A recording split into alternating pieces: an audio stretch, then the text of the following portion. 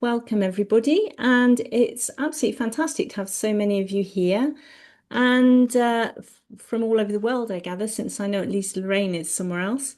My name's Alison. I'm a committee member for Aquarius 7, along with Christine and Chris, and also Meg, who's here this evening.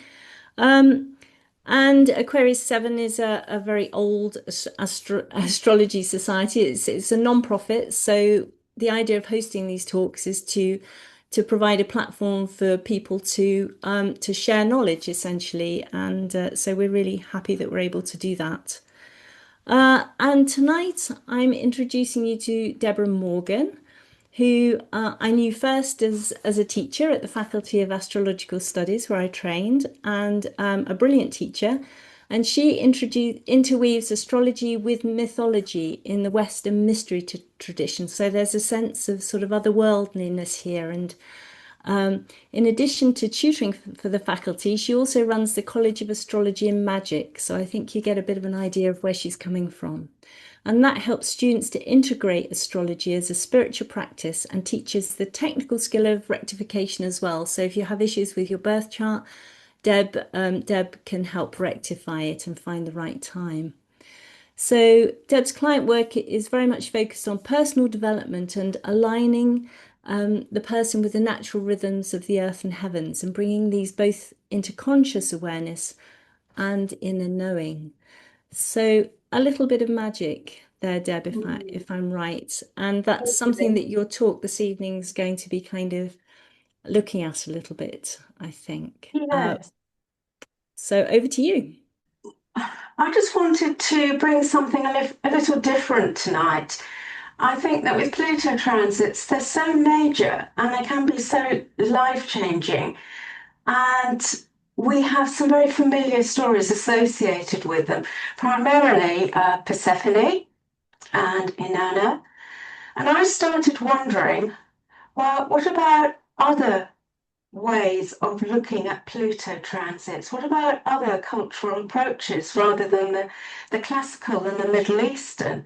And I started to think about the stories that I knew and wondering if these could correspond in some ways to the experience of Pluto transits. Now, I'm very well aware that the Celts didn't build great big stone arches like this, but it's a nice image anyway, and I think this sort of conveys a bit of what I'll be talking about tonight. So I'm going to start by talking very, very briefly about the world of fairy in the Celtic tradition. This is a huge area, absolutely massive. So I'm going to try and keep it fairly concentrated and really focus on some of the Scottish tradition and a bit of the English as well. I'm going to talk about transition and initiation, always good Pluto themes. I'm going to talk about archetypal Pluto themes and transits, and then I'm going to start to look at those in a Celtic tradition perspective.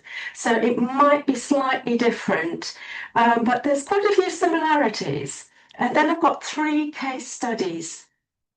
Um, I'm sure you've heard of the second one, but the first one, Robert Kirk, is a very interesting character indeed, who wrote about fairies. Sir Arthur Conan Doyle wrote about fairies as well. And then the last case study is of another person who writes about fairies, but far more up to date. So that's the plan for tonight. So I will try and keep it as straightforward as possible. In the Celtic tradition, there are many detours, and a straight path isn't perhaps the most common route of getting from A to B. So there may well be some sort of veering off in places. I will try to stick to what we should be talking about. And I think the first thing to try and convey is how close the idea of fairies are in the Celtic tradition.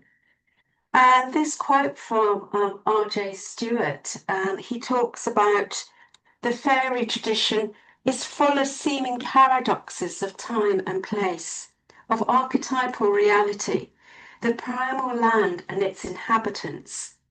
It also reveals the difference between the ideal and the incoherent and the imbalanced, between realization of that reality, that primal land, and its many inhabitants, human, fairy, or otherwise. So there is this sense that the landscape itself is just teeming with different kinds of life, some visible, some not visible to people. Fairies can be visible and frequently are, but at other times we're not particularly aware of them. This photo is of the fairy glen on the Isle of Skye, and you can just sort of get a sense of the landscape that inspires this tradition. And the land, I always feel, is terribly important in the Celtic tradition. This sense of living alongside other beings is very, very strong. We have the idea of the world of fairy as sort of being adjacent to the human world. And it can be crossed into relatively easily. We then have the idea of liminality, or places in between. And in the Celtic tradition, places such as rivers and roads that mark some kind of boundary, but are also relatively easily crossed, particularly in the case of a road. And the idea also of absence, of being away. In fairy tales, sometimes people disappear off into fairy and don't come back for numerous years, and then they come back and they're still the same age, but all their friends are older or have died. We have this idea of sort of thin places of time and also of space. So an example of a thin place in time could be something like one of the Wheel of the Air festivals, say like Samhain, when it's people talk about the veil between the worlds being thin. It's easy to slip over. And some places have that quality as well. Not just places which are recognized as perhaps as sacred sites, but ones which are just personal to us. And there's a sense of danger. We don't quite know what we're letting ourselves in for if we cross over the river or the road and enter fairy. We do know that things will change for us. We have the expansion of consciousness, of encountering another way of doing things, of other beings. And there's concepts of exchange, this idea of swapping places. There are tales of human women being brought into fairy to help care for sick fairy children. There's like a reciprocal arrangement almost of interweaving between the realms at times. And we can also think of the idea of changelings, of fairy beings who come into the human world, and they seem slightly different, but we're not quite sure why. We can also have concepts of people who look identical, almost like a doppelganger. Which one is the fairy, which one is the human? So there's not sort of a definite barrier at all times, definite distinction between the human and the fairy realms. And I think a really big thing in the Celtic tradition is that the movement into the otherworld or the underworld, these terms are used interchangeably, is horizontal. And in the classical tradition, we're used to the idea of going down into the underworld. And here we haven't necessarily got that. As I've said, you can cross over something and enter the fairy realm by mistake. You might bump into a fairy lingering around a road, waiting for a traveller to come by who strikes up a conversation and might invite you to visit him in his home. You can enter that way. And I think this is sort of a really key thing for us to get across, is that in many ways it feels really close. It feels not quite human, not quite animal, just different, a different way of being. And if we're going to think about, well, where do fairies live? My suggestion will be that, well, perhaps they live all over the place, and it's just we're not terribly good, especially these days, at noticing them. But traditionally, they live in fairy hills or mounds. And this one is a Scottish one. The idea is that fairies live in the hills and people can enter them with their sort of fairies agreement. How easy it is to get out might be a bit different, but there is a distinct sense of the fairies living on the land with the people, and there are certain references to how fairies occupied the whole of the land before humanity came, and then they sort of moved more into the fringes and away from human activity. But as I said, they crop up all over the place, and this is a fairy mound. It's a barrow. So it is actually a grave in a private garden in Wrexham in Wales. Um, it is close to the wonderfully named Fairy Road, which I always think is wonderful. And you can see the shape of the mound. It has a dead hollow oak tree on its summit. So it may be, in Celtic tradition, there's something here about kingship with the holly and oak kings. But the sense of the mound being occupied, I think, is quite an intriguing one. So obviously, as this is in somebody's garden, it's not really possible to go and visit it. But there is the whole idea of where fairies live and where the dead are seem to be interchangeable at times. Again, there isn't a clear distinction. And one thing that I've been reading about recently is about how gardens can be seen as liminal spaces. I always think of the phrase fairies at the bottom of the garden. Well, apparently it's more common than we might think. Out of the wonderfully named fairy census that was carried out between 2014 and 17, in which 500 people self-reported encounters with fairies, 97 occurred in gardens. 94 in woodland, and generally they tended to be in settings which are slightly outside of normal human activity. And this quote, I think, is a rather nice one, saying, indeed, there are long traditions around the world of understanding and using gardens as anterooms to the netherworld, specifically as sites for ritual interaction with spiritual beings. In Jack Hunter's book, he talks about ritual in the sense of even just going out and doing the garden, it can be a ritual. It doesn't necessarily mean something very complex or ornate or fancy. It can be reasonably every day, a sixth house thing, really. But again, I suppose it's the idea of intent that comes into play. So there's still a fair few of these fairy places around. And it may be, sort of depending on which landscape you're in, that there are a few near you. I grew up in Wiltshire, I grew up in Salisbury, so I grew up surrounded by Neolithic graves, Bronze Age burial mounds, and a very magical landscape. And I certainly do think that we had fairies around. It is remarkable when talking to people how common these experiences are. But let's start to focus a bit more on Pluto now and start thinking about transition and initiation, those great Pluto themes.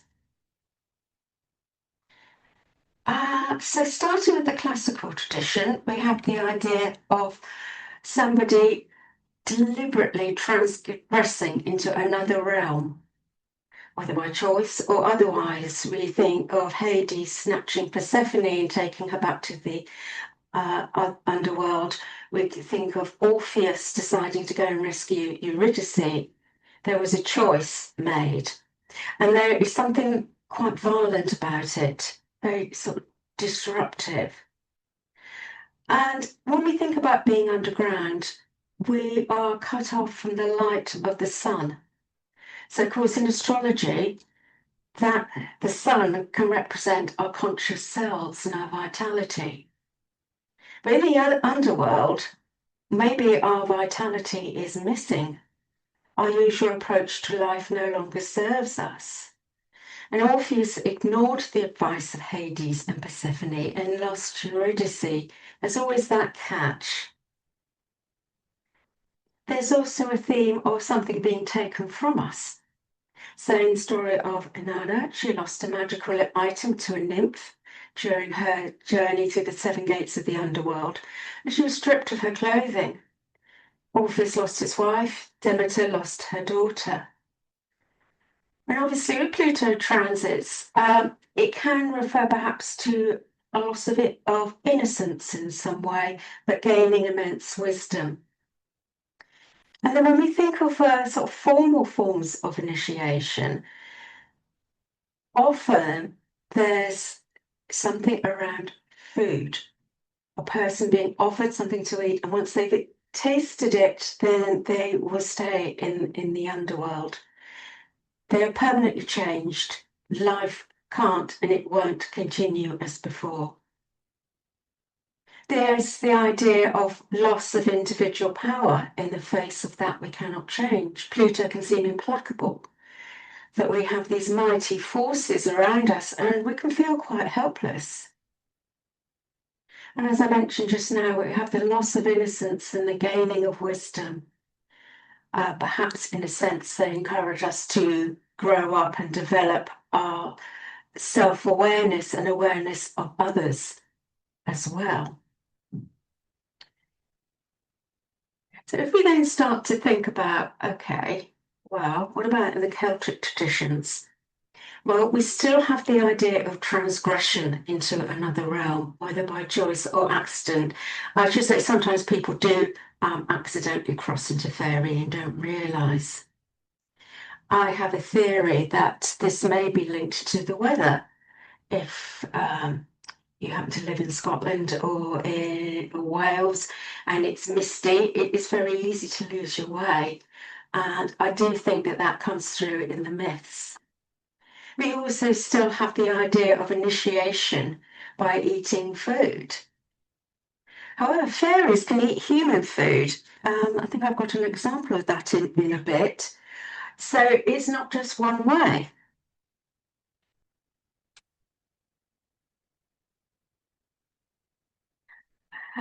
So I think in this tale of Thomas the Rhymer, I think there's a part where Thomas is encouraged to eat food by the fairy queen.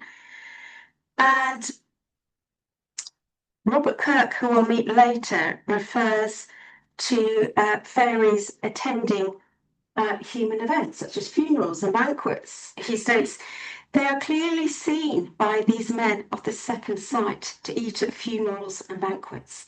Hence, many of the Scottish Irish will not taste meat at these meetings, lest they have communion with or be poisoned by them. So are they seen to carry the bier or coffin with the corpse among the Middle-earth men to the grave. So here we have fairies playing a pretty active role. They might be joining in at the buffet and helping to carry the coffin. How do you distinguish them? Well, there's mentioned second sight, so psychic abilities comes in here. Again, we have the idea that not everyone can see the fairies. But it also hints at the ease at which fairies can come in to the human world and then return to their home. As I talked before about the strong connection to the physical landscape, both of this world and in the other world. So there are descriptions of people going inside fairy mounds and they vary a lot. We can also think of in the Irish myths the idea of the Sidhe living in fairy mounds and fairy hills. So this is quite a widespread concept. But one thing I find absolutely fascinating about the Celtic traditions is that the fairies and other beings seem very interested in human life, and they're around keeping an eye on what we're doing, this genuine curiosity. And obviously, that is a bit different. Thinking about Pluto can often seem a bit remote as a transpersonal planet, particularly. But in the Celtic traditions, there's a sense that death, fairies, etc., are very close indeed. They are not completely separate. And we can see this also in the concept of death. This is a huge area as well, so my apologies for whipping through it in about a minute. But in the Celtic traditions, there is this references to otherworldly beings warning of impending death. So we have the banshee who might wail before a death. I think in some noble Scottish families, there are traditions of hearing a piper before somebody in the family dies. There are sort of these heralds. So the sense that the fairy realm is aware when a human death is about to take place. And of course, these days, while we might not have pipers, we do have phenomena such as crisis apparitions appearing when a person is either dying or extremely seriously ill. They might be psychically seen by a person they're emotionally close to. Or there's a tradition of clocks stopping at a time of death. So we still do have these ideas of somehow objects or whether physical or otherwise around us seem to pick up and to know when there is a crossing about to take place. So the idea of access, as I've said, they are very, very interested in humanity and strongly connected to the physical landscape. And in sharp contrast, I think, to the classical tradition, people frequently, but not always, return from fairy with varying degrees of effort. A bit of help never goes amiss, but there are cases of people returning. And I was thinking about transits and how for us after them, even after a really sort of major Pluto transit, life does go on. It's different. We're changed. We've had the experience, but we are still in the physical world.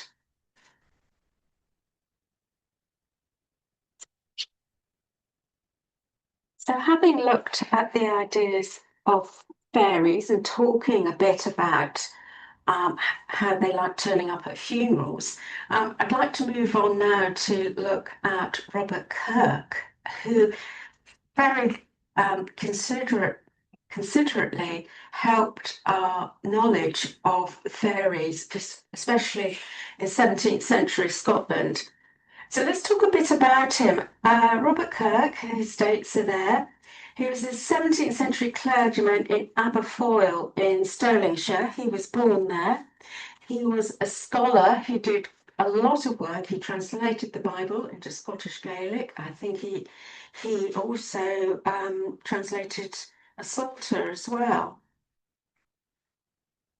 So you have this rather respected figure who is off seeing fairies.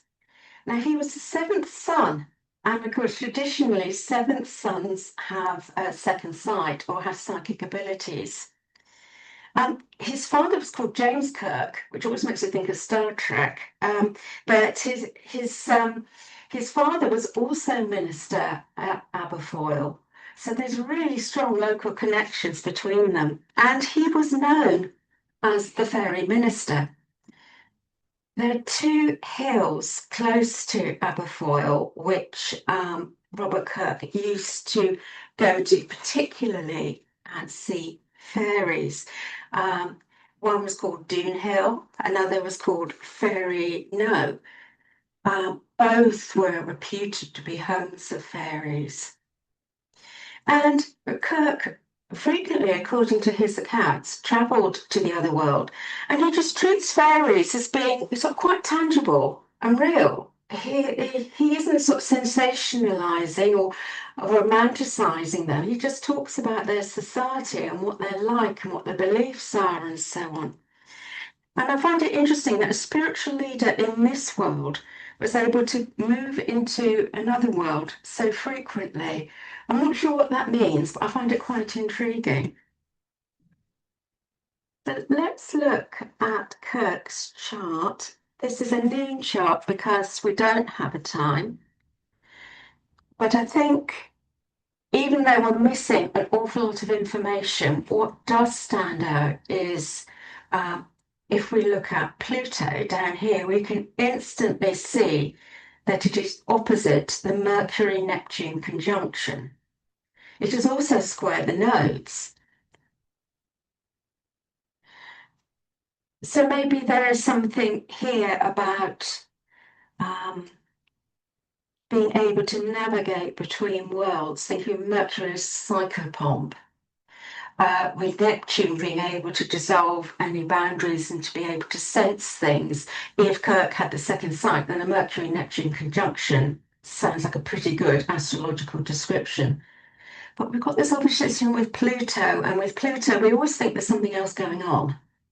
There's something deeper, there's something underpinning it. And with Pluto squaring the nodes, if we think about Kirk's life direction overall, although of course we don't have his MC or his IC, it was a pretty conventional one. He went to university, he did all his studying. As I mentioned, he was very good at translation. And yet he comes back and he's this rural pastor in Stirlingshire who is talking to fairies. So I think the Pluto squaring the nodes hints at this sort of deeper realm of traveling, this awareness, especially because it is across the Virgo Pisces axis. And I do wonder if this is why Kirk, in his writings, is quite matter of fact, but he's actually talking about something which we would probably consider deeply spiritual and from another realm.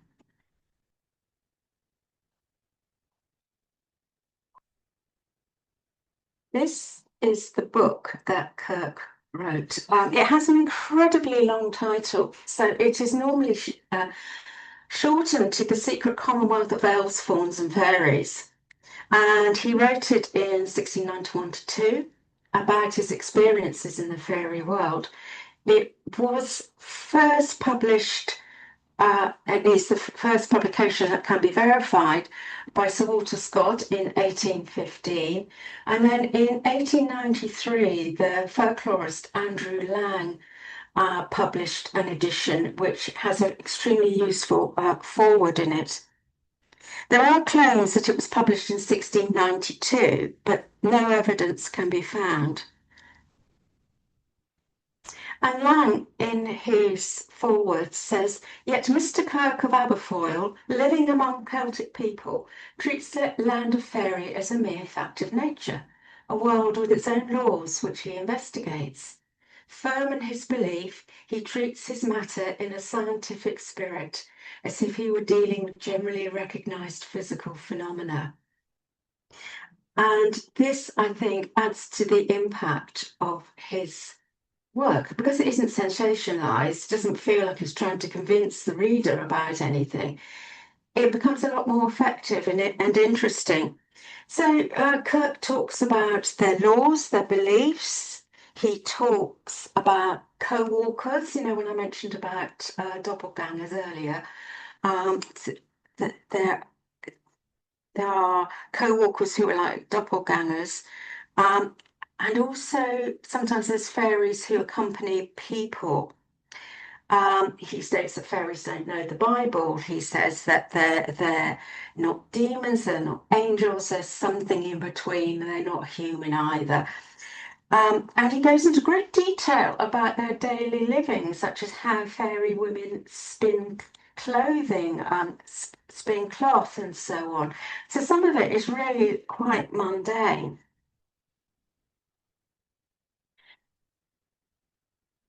But when Kirk gets really interesting, when he dies.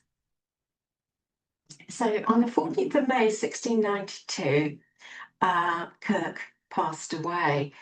As Mr. Kirk was walking on a dung sheet or fairy hill in his neighbourhood, he sunk down in a swoon, which was taken for death. The tomb in Scott's time was to be seen in the east end of the churchyard of Aberfoyle, but the ashes of Mr. Kirk are not there. There very quickly became the idea that Kirk wasn't actually dead. He wasn't buried in the churchyard. Even though that this is his tomb, and it states that here is buried that illustrious and accurate publisher of the gospel, luminary of the Gaelic language, um, this very strong myth still continues that Kirk wasn't there. Now, as for this time of death, again, we don't know. We know that it was at twilight, which is a suitably liminal time. So I estimated this, and it is only an estimate, that maybe he died at around 8 o'clock in the evening. When twilight might have been just setting in, accounting for the time of year and so on.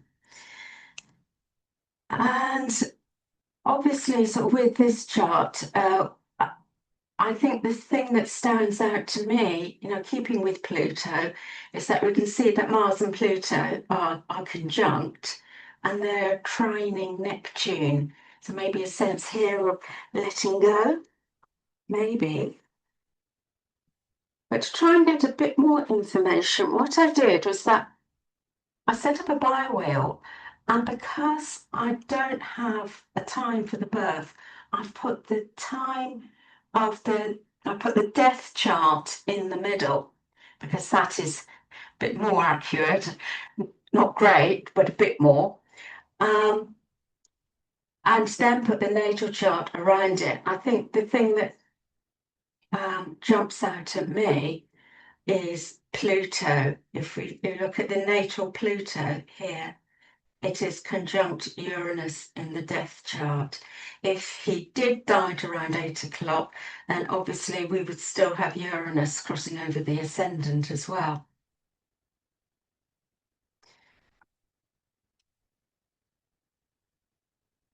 Okay, so what happened? Well, apparently he came back. After the ceremony of a seeming funeral, writes Scott, the former, the Reverend Robert Kirk, appeared to a relation and commanded him to go to Graham of De Cray. Say to De Cray, who is my cousin as well as your own, that I'm not dead, but a captive in fairyland, and only one chance remains for my liberation.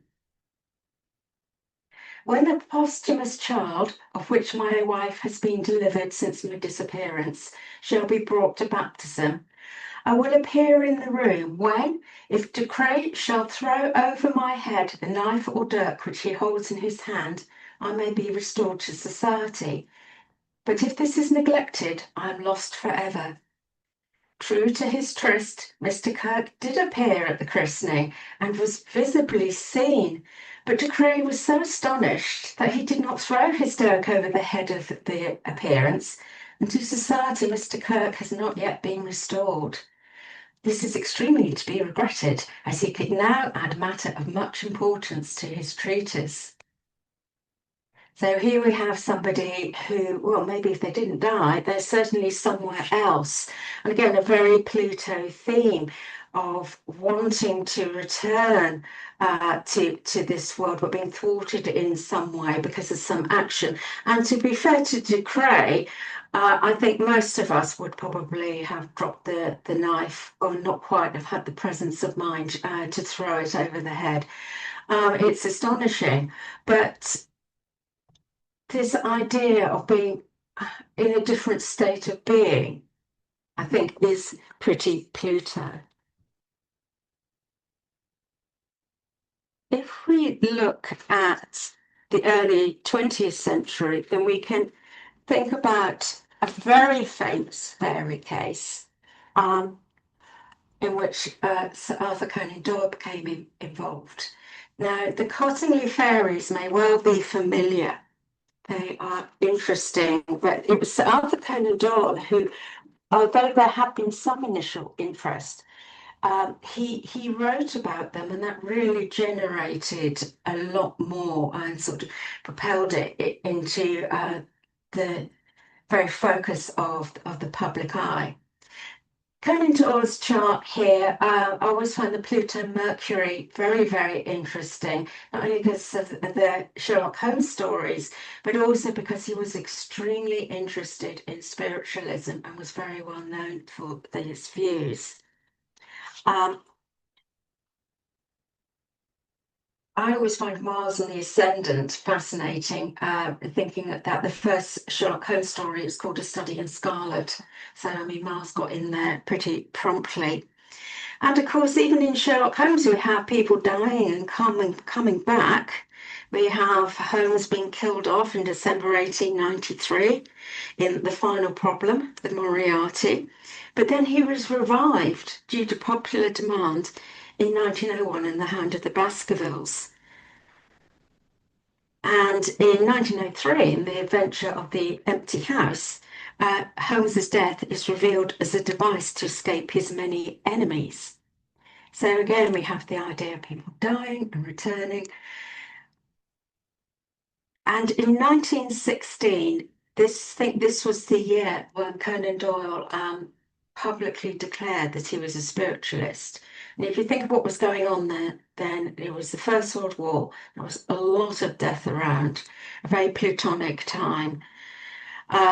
This provides a context, I think, for the fairies and the meaning that was attributed to him.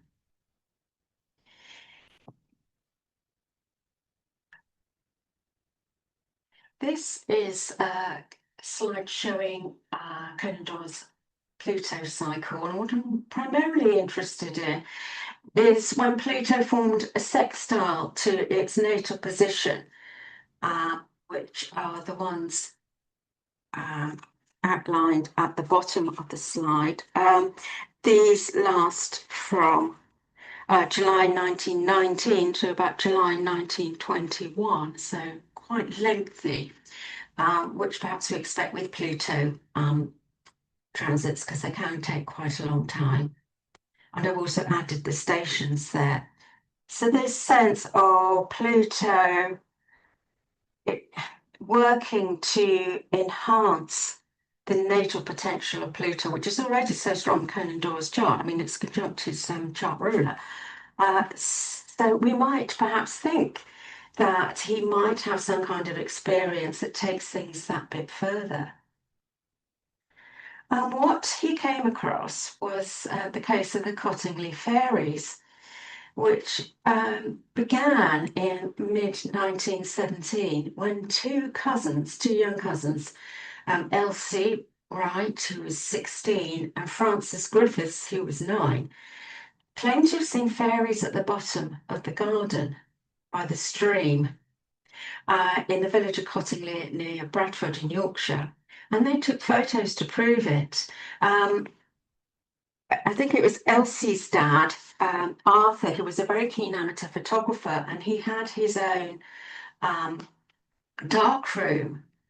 But he wasn't very pleased with the girls doing this. He insisted that the photos were fake and wouldn't let them use the dark room anymore, so he certainly wasn't convinced. But in 1920,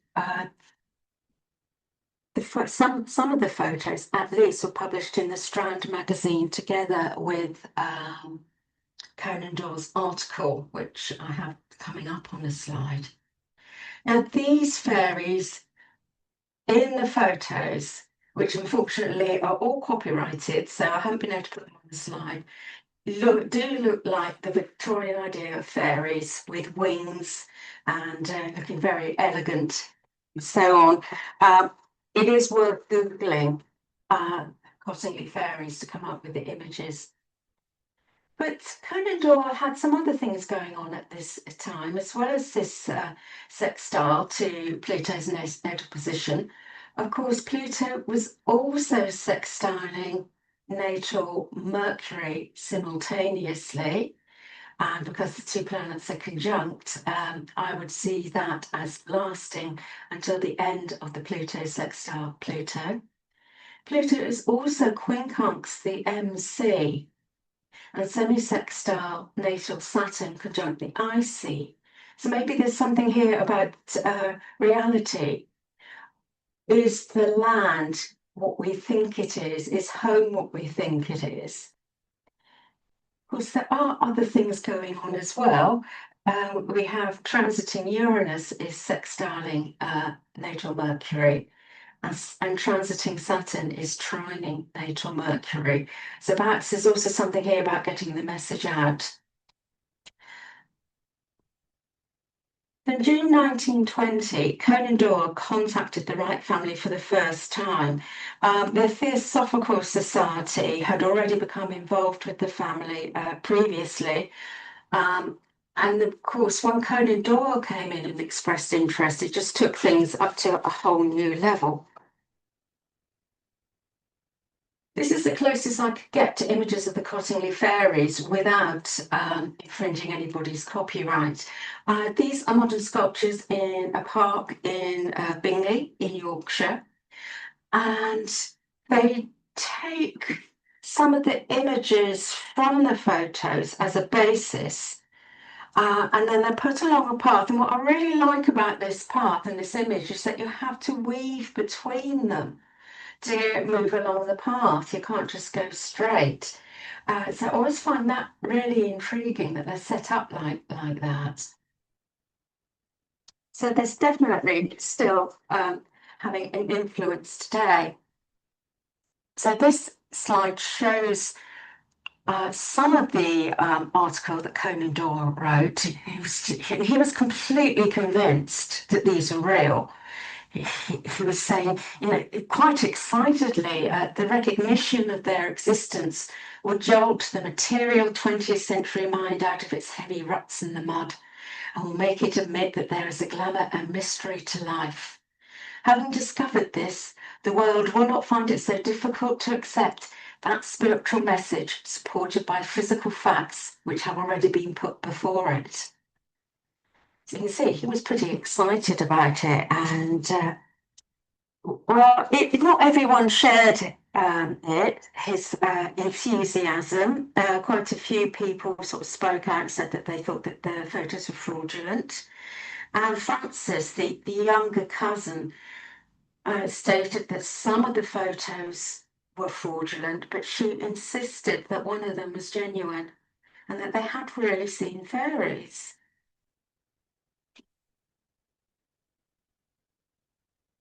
But critics pointed out that how the fairies in the photographs were very reminiscent of Victorian fairies, as I mentioned just now, particularly those shown in this book, which was published in 1914, Princess Mary's Gift Book.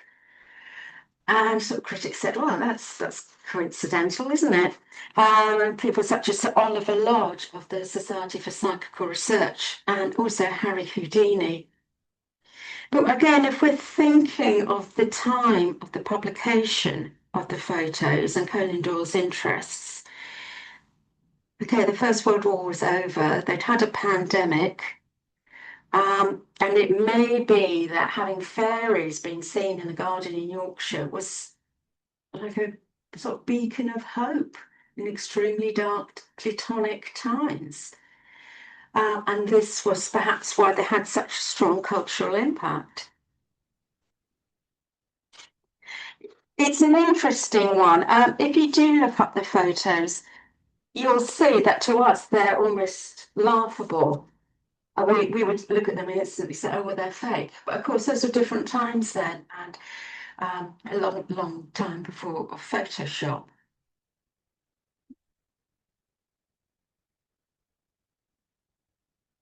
I want to sort of move more up to sort of the present day, and I want to talk about a book that came out in 2004 and its author.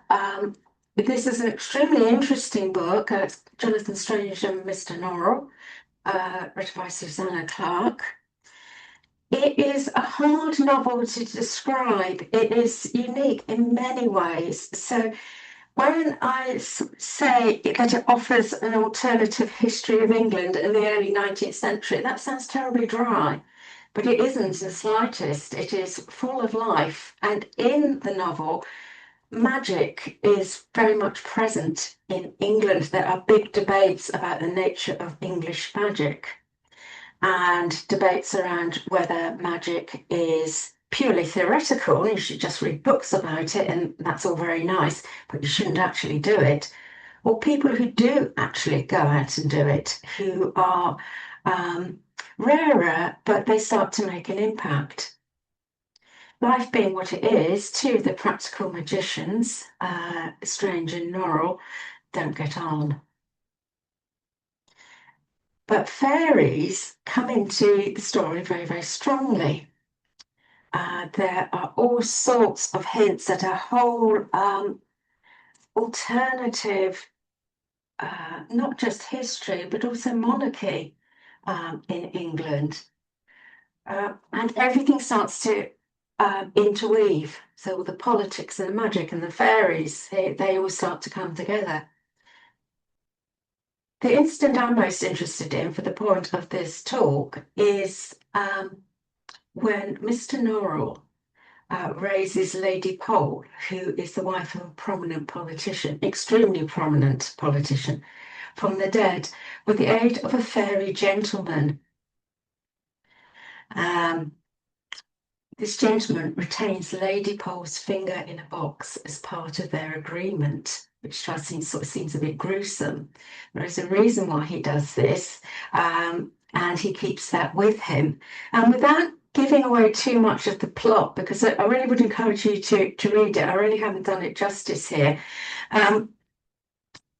The idea of exchange between fairies, doing deals with fairies, what the repercussions can be, and how fairies can sort of insert themselves into people's lives is very interesting and very, very much in keeping with the Celtic tradition. So it is still going strong. The novel did extremely well on publication. But if we look at Susanna Clarke's birth chart, again, I haven't been able to find a birth time for her. If anybody knows one, I'd be ever so grateful for it. I'm trying to track one down. But I thought it might be interesting to have a quick look at her chart and what was going on in 2004 to 5, particularly around the time of its publication and its critical reception. So let's go back to the birth chart at first. Let's start with Pluto, 5 degrees of Virgo. And it is part of a minor grand trine, which has the Sun conjunct Mars and Neptune at its apex. And these three planets sextile Saturn trine Pluto. So I was looking at this and thinking, well, maybe there's something here about trying to make something concrete out of something sort of really imaginative, intuitive, otherworldly, and blending it all together. Well, I think the Pluto adds considerable amount of depth to that, and also awareness of perhaps these are things not to be taken lightly. And because we don't know the birth time, it really is very frustrating, because it's also quite possible that there's a fixed T-square with the moon at the apex, square Chiron, which is opposing Uranus, and that is extremely interesting as well. But because we're not sure of the position of the moon, we can't really say for sure that that exists. During 2004 and 5, Pluto was moving through Sagittarius, so it was moving from about 20 degrees Sagittarius to 24, nearly 25 degrees Sagittarius. And it's important to note that Susanna Clarke has stated that it took her about 10 years to write the book. She did seriously wonder if she'd ever finish it and it would ever be published, if anybody would be interested in it. And I think that the Pluto comes through there, or that Saturn trine Pluto, the keeping going, the persevering, and creating this incredibly detailed other world. But if we look at what was going on as far as Pluto transits are concerned for her during this time, the main thing is that this natal monogram trine is activated by Pluto, starting with a semi-square to Neptune, and then it moves on to Mars, and then it moves on to the Sun. So you can see it as a process of Pluto bringing out this potential and perhaps showing its value as sort of wisdom and treasure. There is a process, perhaps it was something being brought through from the inner world of the author into the outer world of publication. And I also think that with these semi-squares, and I know they're minor transits, but triggering off a major aspect pattern like that, I think they're pretty significant. We can perhaps see the recognition that came towards the end of these 2 years, particularly once we moved into 2005, when the Sun is contacted, because the book was named, I think it was named Times Book of the Year. It won a Hugo Award, a World Fantasy Award. It did really, really well. But I also think that it was quite a tortuous process. It wasn't easy to get it into print and publication, to get it before people. And of course, the trine to Uranus, hinting at a breakthrough. Also, I suggest that originality of the work. And the square to Venus, again, is sort of talking about the effort and striving, but creating something really, really beautiful and of immense value that can be revisited again and again and still get something afresh out of it. As I noticed on the previous slide, it was actually published in September 2004. I think it's the 8th of September in the US and the 30th of September here in the UK. So even then, there's sort of a sense of delay with it. They weren't concurrent.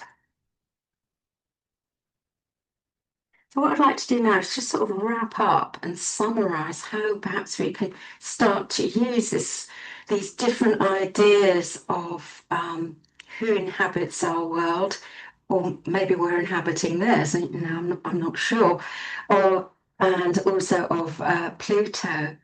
You can think of how in the Celtic traditions, distinctions between different states of being can be fluid and changeable. So we have the idea that fairy lands can contain fairies, ancestors, and the dead. I would suggest there's a sense that perhaps death isn't quite as final as we usually think it is. This idea of being able to move between worlds, I think, is very, very strong in the Celtic tradition generally, and can be done very, very easily. The idea of fairies being able to come into our world and entice people to accompany them to fairy. And how this concept of death in the Celtic tradition can illuminate new ways of developing additional astrological understanding of Pluto. I'm not suggesting for a moment that it should replace the classical view. I don't think that's right at all. I think it's a very useful um, concept to perhaps bring in other cultures, not just the Celtic, but I talk about that because that's what I know, but all sorts of other ones with different ideas about death. Maybe they can teach us more about the nature of Pluto as well. So that is basically it. I have a slide here with some resources. Um, if you are interested in the Cottingley fairies, there is a Bradford Museum's website you can visit. You can get a free PDF download of Andrew Lang's Secret Commonwealth from this address. If you're into podcasts, I would suggest listening to Modern Fairy Sightings with Joe Hickey Hall, which is very interesting of people meeting fairies, not only in gardens, but all over the place, and other nature spirits. And again, it's quite matter of fact, and these are just people talking about what happened to them. So it is rather interesting. So I think that's me done. Well, thank you, Deb. That was a completely different look at some ideas that some of us, are familiar with, like Pluto, and seeing it in a completely different context.